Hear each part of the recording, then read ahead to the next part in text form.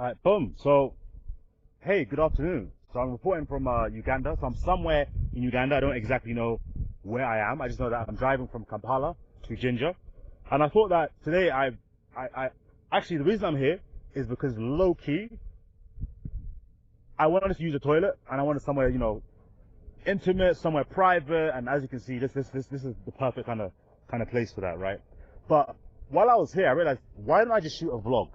Why don't I shoot my first vlog, just documenting, what it's like to live in Africa and also to do business in Africa, to really just, be on ground, see how things work, and share the lessons I've gained. So, without further ado, let's get started.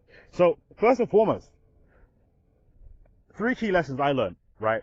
To really succeed in Africa, it's actually very important to be disciplined, right? And why is it important to be disciplined?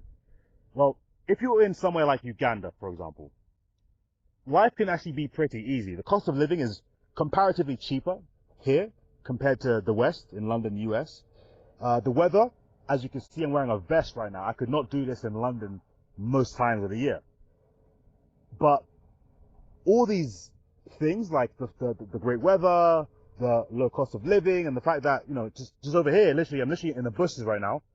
We're literally, well, not me, but someone's growing fruits and plants, and like, there's literally a banana in a banana tree over there, right? And this is just literally the roadside. So this is like, I think this is public land.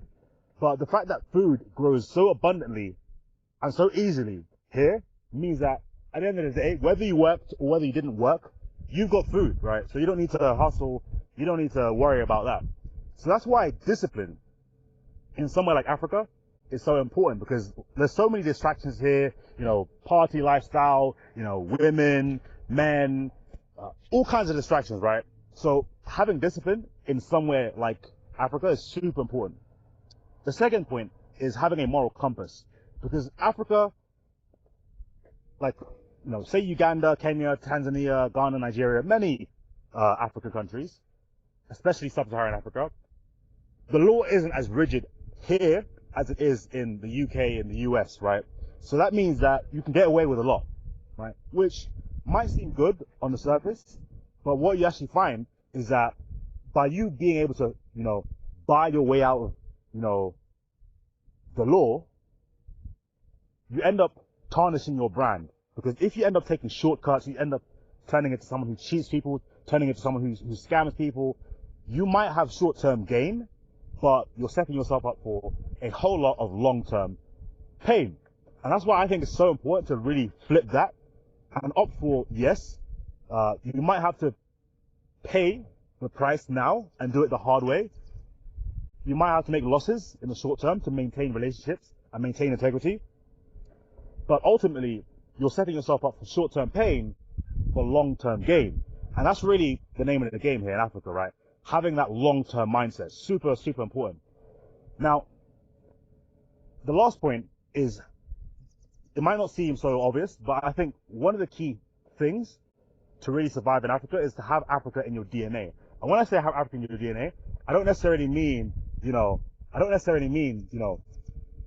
being African. I don't mean being African, right? I mean literally having that belief that Africa is like the way to go. Having that belief that Africa is the way to go. Africa, matters. Africa has potential.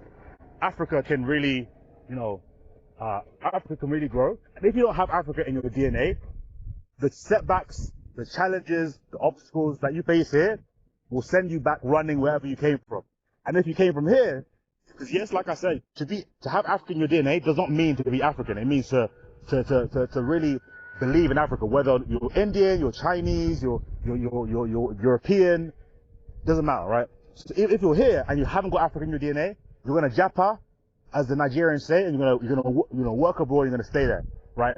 And this is actually something I learned from Uganda's richest man, Sudhir, right? Sudhir Ruparela, right? So having Africa in your DNA is exactly what he has, right? So he was born in Uganda to an Indian family, got exiled by Idi Amin, worked in the UK for a couple of years, and then came back to Uganda and became Uganda's richest man, right?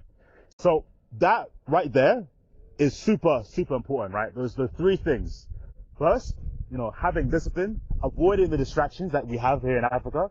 Second is having a moral compass, because yes, you can buy your way out of the law, but you don't want to set yourself up for short-term gain for long-term pain. You want to set yourself up for short-term pain. Yes, it's inevitable, for long-term gain, because the key to survival in somewhere like Africa, especially, or Uganda, wherever, is having that long-term mindset. And last but not least, having Africa in your DNA. And if you're watching this video, if you watch this video all the way to this point, you probably have Africa in your DNA, because no one's going to watch this video, you know, of me rambling in the village somewhere, with a vest on, sweating on camera, if they don't really care to hear about what I have to say about Africa specifically. Anyways, let me leave you to it. You know, this has been a fun video. I want to get back to my journey. I've got to get to Jinja before the sun goes down, because driving in this kind of, you know, in this kind of country in the dark when it's nighttime, it's kind of scary. So I don't want to be out here too long. So without further ado, let me leave you to it. Thank you. Stay blessed, and let's circle back on this later.